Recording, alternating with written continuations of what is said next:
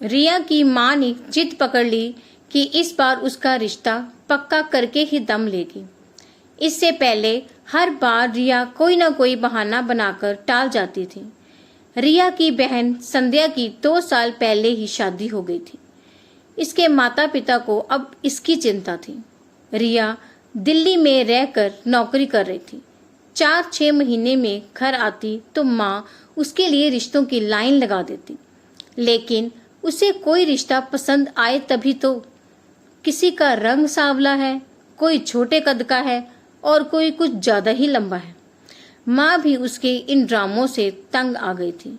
इस बार रिया की मौसी ने जो रिश्ता सुझाया था वो लड़का बहुत ही अच्छे घर का था और एक बड़ी कंपनी में नौकरी भी कर रहा था। उन्होंने भी रिया को पसंद कर लिया था। अब बस बात रिया पर टिकी थी। माँ को रिया का दिल्ली में नौकरी करना कतई पसंद नहीं था।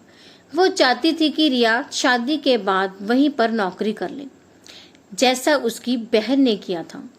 MBBS कंप्लीट होते ही शादी हो गई, फिर वहीं एक बड़े अस्पताल में नौकरी कर ली। लेकिन रिया के मामले में उल्टा था।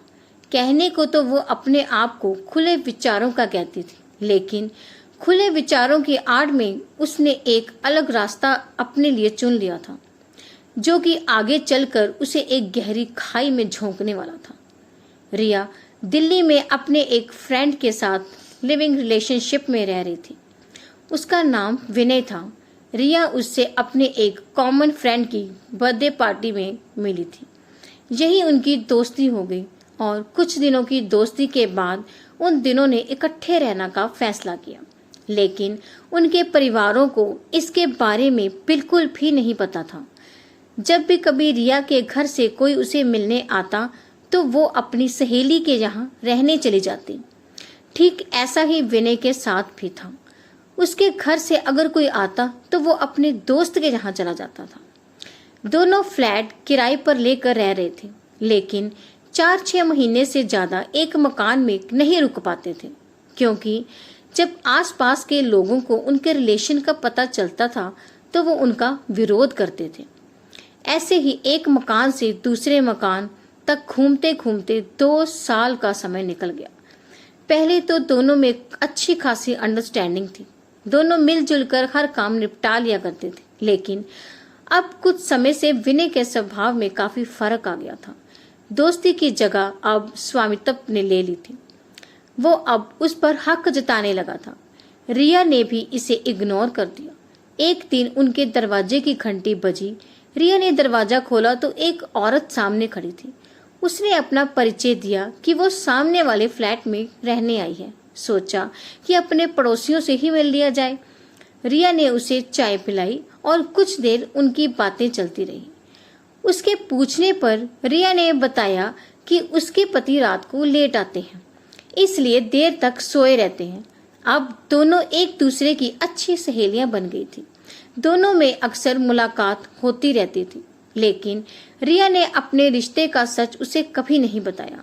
लेकिन सच्चाई कभी नहीं छुपती। आज नहीं तो कल सबके सामने आ ही जाती है।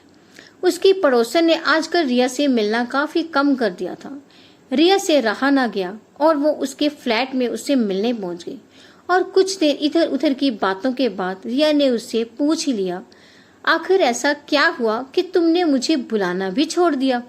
उसने रिया को बड़े प्यार से जवाब दिया, देखो रिया, मुझे तुम दोनों के रिश्ते के बारे में पता चल गया है। मेरी भी एक 8 साल की बेटी है और मैं ये कतई नहीं चाहती कि उस पर किसी तरह का गलत असर पड़े। वैसे तो तुम समझदार हो ही, अपना अच्छा बुरा समझती हो, इसलिए मेरा तुम्हें समझाना अच्छा तो नहीं लगता, लेकिन तुम्हारी बड़ी बहन जैसी होने के नाते यह सलाह दे रही हूँ कि इस रिश्ते को यही खत्म कर दो। माना कि आज विनय तुम्हारे साथ सहमत है, लेकिन कल को अगर उसे कोई और लड़की पसंद आ जाए और वो उसके पास रहने चला जाए तो तुम क्या करोगी? इस हालत में ना तो तुम कोई कानूनी कार्रवाई कर सकती हो और ना ही तुम्हारे परिवार वाले तुम्हारा साथ देंगे। वहीं अगर तुम उनकी मर्जी से शादी कर लो तो तुम हक से अपने परिवार और कानून से मदद की उम्मीद कर सकती हो। वैसे भी आज तुम जवान हो तो ये सब जवाब अच्छे लग रहे हैं। जब बुढ़ापे में कदम रखोगी तो कभी सोचा है कि क्या होगा तुम्हारा? उसकी बात सुनकर रिया को विनय का बदला हुआ व्यवहार याद आ गया। रिया वापस अपने फ्लैट में आ गई। उसका सर घूम रहा था। रसोई में जाकर कड़क कॉफी बनाकर ले आई।